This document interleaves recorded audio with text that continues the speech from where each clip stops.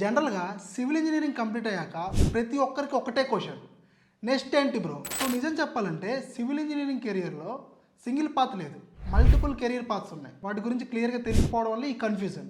First path site engineer, execution, labour handling, quality checks. Real construction అనేది ఇక్కడే నేర్చుకుంటాం. Site experience లేకపోతే engineer incomplete. Second path design engineer, calculations, analysis, safety, responsibility.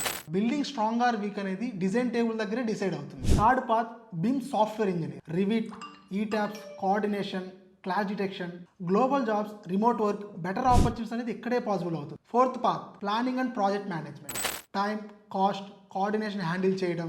Project యొక్క success అనేది ఈ roles మీద depend అవుతుంది. అదర్ ఆప్షన్స్ కింద కొంతమంది abroad opportunities and consulting, freelancing కింద కూడా చూస్ చేసుకుంటారు. కానీ ఒక ట్రూత్ మర్చిపోవద్దు, కెరీర్ పాత్ చేంజ్ అవ్వచ్చు కానీ బేసిక్స్ మాత్రం చేంజ్ అవ్వవు. స్ట్రాంగ్ సివిల్ ఇంజనీర్ అవ్వాలంటే డ్రాయింగ్స్ అర్థం అవ్వాలి, సైట్ నాలెడ్జ్ ఉండాలి, దాంతోపాటు ఇంజనీరింగ్ థింకింగ్ కూడా ఉండాలి. రైట్ పాత్ చూస్ చేసుకోవడం ఇంపార్టెంటే, కానీ స్ట్రాంగ్ సివిల్ ఇంజనీర్ అవ్వడం ఇంకా important. So guys, comment civil if you want guidance.